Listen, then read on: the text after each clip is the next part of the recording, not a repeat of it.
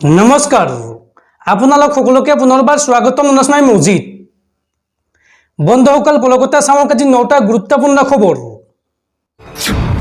প্ৰথমটো খবৰ, ঘূৰ্ণীবতাহ ৰেমালৰ প্ৰভাৱৰ মাজতে ৰাজ্যত ভয়ংকৰ ভূমিকম্পৰ জোকাৰণি। ৰিখটাৰ স্কেলত এই ভূমিকম্পৰ প্ৰাবল্য আছিল 5.6।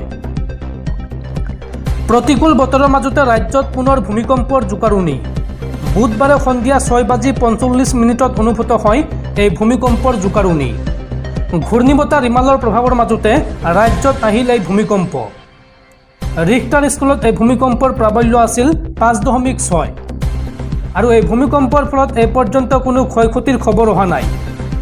এই ভূমিকম্পৰ অভিকেন্দ্ৰ আছিল ম্যানমাৰ।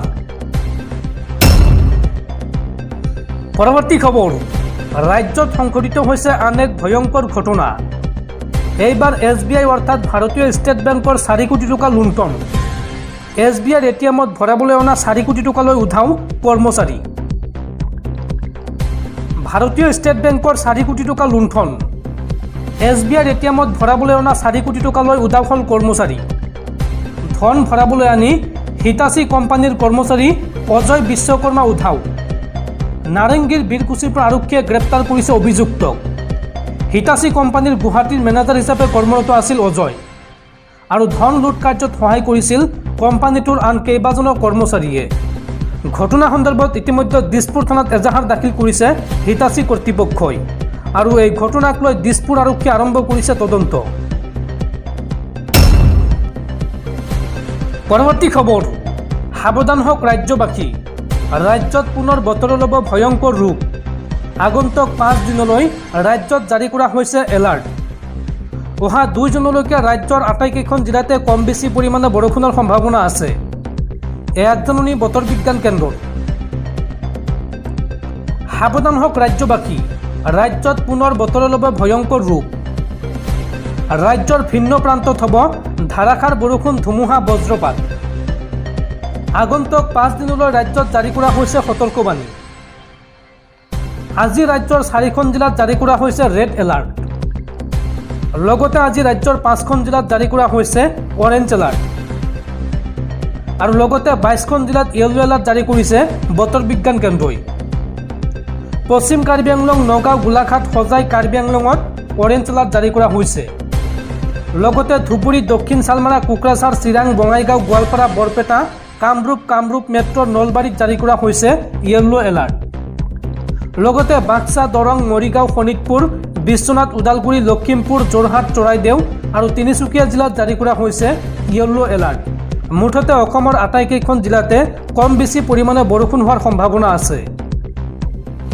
বন্ধুসকল, তাৰপিছত 4 নম্বৰ খবৰটো জনোৱাৰ আগতে আপোনালৈ এটা সৰু ৰিকুৱেষ্ট, যদি তেওঁলোকে এই ভিডিঅ'ত লাইক কৰা নাই তেন্তে প্লিজ এটা লাইক কৰি দিয়ক আৰু এনেকুৱা ধৰণৰ নতুন নতুন ভিডিঅ' পাবলৈ চেনেলটো ছাবস্ক্ৰাইব কৰি কাষত থকা বেল আইকনটো প্ৰেছ কৰি ৰাখক।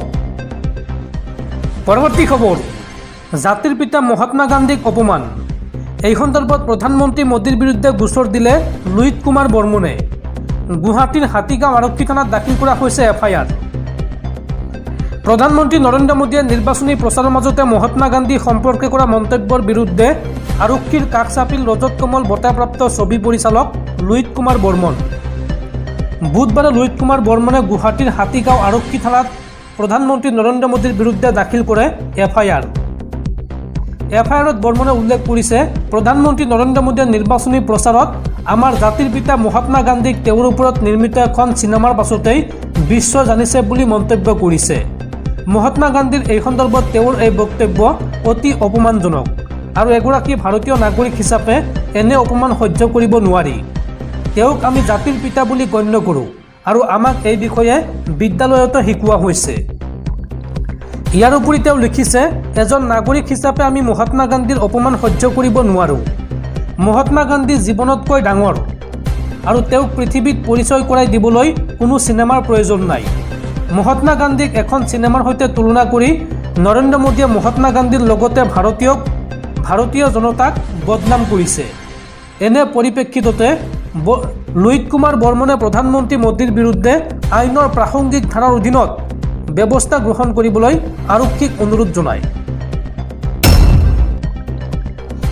পৰৱৰ্তী খবৰ, ঘোষণা কৰা হ'ল অম্বুবাচী মেলাৰ দিন। অহা 22 জুনৰ পৰা কামাখ্যাত আৰম্ভ হ'ব অম্বুবাচী মেলা।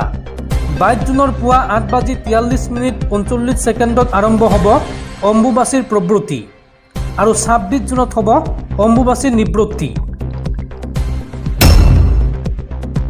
পৰৱৰ্তী খবৰ, সাগৰীয় ঘূৰ্ণীবতাহ ৰেমালৰ তাণ্ডৱ লীলাৰ মাজতে গুৱাহাটীত সংঘটিত হৈছে আন এক ভয়ংকৰ ঘটনা। গুৱাহাটীত ভয়ংকৰ ভূমিস্খলনৰ ঘটনা সংঘটিত হৈছে আৰু এই ভূমিস্খলনৰ ফলত গাৰ্ডৱাল খহি মৃত্যু হৈছে এগৰাকী শিশুৰ, লগতে আঘাতপ্ৰাপ্ত হৈছে শিশুটিৰ মাতৃও। গুৱাহাটীত পুনৰ ভয়ংকৰ ভূমিস্খলনৰ ঘটনা। এই ভূমিস্খলনত এটি কণমানি শিশুৰ কৰুণ মৃত্যু হৈছে। দিনৰ ভাগত খহি পৰিল গাৰ্ডৱাল খহি পৰাত মৃত্যু হয় এটি 2 বছৰীয়া শিশুৰ। শিশুটি শুই থকা অৱস্থাতেই খহি পৰে গাৰ্ডৱাল আৰু এই ঘটনাত আহত হৈছে কণমানিটিৰ মাতৃও। গুৱাহাটীৰ লাল গণেশৰ কৃষ্ণনগৰত সংঘটিত হৈছে এই কৰুণ ঘটনা। পৰৱৰ্তী খবৰ, দেশত এইবাৰ ইণ্ডিয়া মিত্ৰজোঁটৰ চৰকাৰ গঠন হ'লে মাফ কৰা হ'ব কৃষকৰ ঋণ, লগতে কৃষকক প্ৰদান কৰা হ'ব MSP। পাঞ্জাৱত এই প্ৰতিশ্ৰুতি কংগ্ৰেছ নেতা ৰাহুল গান্ধীৰ। 4 জুনত দেশত বিৰোধী মিত্ৰজোঁট ইণ্ডিয়াৰ চৰকাৰ গঠন হ'লে মাফ কৰা হ'ব কৃষকৰ ঋণ। কংগ্ৰেছ নেতা ৰাহুল গান্ধীয়ে বুধবাৰে পাঞ্জাৱৰ এক নিৰ্বাচনী সভাত এই সন্দৰ্ভত মন্তব্য কৰিছে। ৰাহুল গান্ধীয়ে পাঞ্জাৱৰ লুধিয়ানাত এক নিৰ্বাচনী সভা সম্বোধন কৰি বুধবাৰে কয় যে ইণ্ডিয়া গোটৰ চৰকাৰ গঠন হোৱাৰ লগে লগে আমি দেশৰ কৃষকৰ ঋণ ৰেহাই দিয়াৰ ব্যৱস্থা কৰিম। তেওঁলোকে আৰবপতি ঋণ মাফ কৰে, আমি কৃষকৰ ঋণ মাফ কৰিম। এই মন্তব্য ৰাহুল গান্ধীৰ। ৰাহুল গান্ধীয়ে লগতে কয় যে আমি কেৱল এবাৰে ঋণ মাফ নকৰোঁ, আমি এই সন্দৰ্ভত এক আয়োগ গঠন কৰিম আৰু তাৰ নাম হ'ব কৃষকৰ ঋণ ৰেহাই আয়োগ। যেতিয়াই কৃষকৰ ঋণ ৰেহাইৰ প্ৰসংগ আহিব তেতিয়াই এই আয়োগে সকলো কাম কৰিব। আমি ঋণ ৰেহাই দিম, সেয়া কেৱল এবাৰেই হওক বা দুবাৰেই হওক বা যিমানবাৰ কৃষকে ঋণ ল'ব সিমানবাৰেই আমি ঋণ ৰেহাই কৰিম। এই মন্তব্য কংগ্ৰেছ নেতা ৰাহুল গান্ধীৰ। ইফালে কৃষকৰ শস্যৰ নিম্নতম সমৰ্থন মূল্য চমুকৈ MSPৰ প্ৰসংগতে তেওঁ মন্তব্য কৰিছে। এই প্ৰসংগত ৰাহুল গান্ধীয়ে কয় যে নৰেন্দ্ৰ মোদীয়ে স্পষ্টকৈ কৈছে কৃষকক আইনীভাৱে শস্যৰ নিম্নতম সমৰ্থন মূল্য দিব নোৱাৰি।